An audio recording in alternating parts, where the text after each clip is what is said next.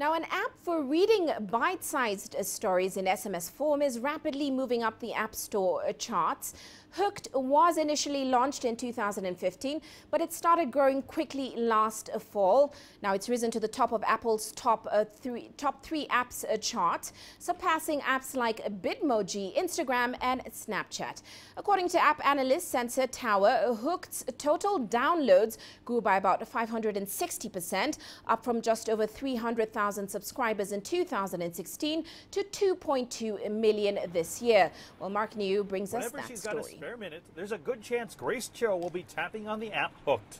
She's reading chat messages that are actually a story. I was just trying it out for the first time in bed before I slept and ended up not sleeping for a while because it's just really gripping. And sometimes when you click on the buttons to see the story unravel, when it gets the really exciting part, you also see like a chat bubble with like the 3 dots. So you're like wondering what the person's going to say next. You can only read a limited number of quick stories for free before you're forced to wait, unless you pay for instant access, a cliffhanger of a business model.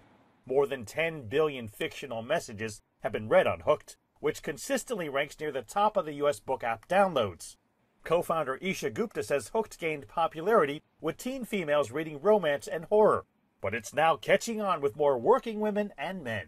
We're able to see when you're in the app, what kinds of stories do you tend to start? Are you mainly sort of interested in clicking on romance or horror or comedy or sci-fi? And when you do click on stories, how much do you read of the actual story? Do you end up finishing it or abandoning it 20% through or 50% through? So to really just better understand how to capture people's attention and get them excited about reading. Other chat story platforms have also entered the market looking to make money off a trend that faces skepticism.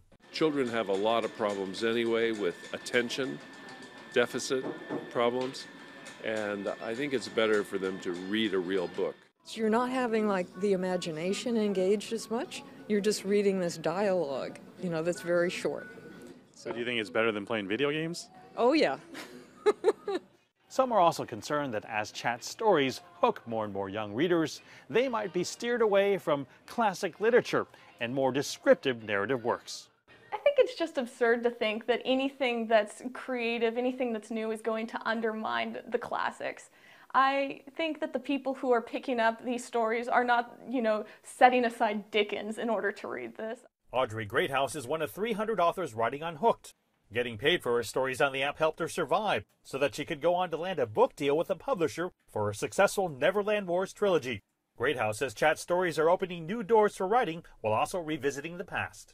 So what Hooked really reminds me of is those mid-century radio plays and the idea that you just tune in and you hear the dialogue. And those were incredibly popular and they just disappeared with television. And I think it's neat that we have this chance to almost revive that. I don't think books are going to die. I think the way we see ourselves is sort of almost like a gateway drug to loving the experience of reading and writing.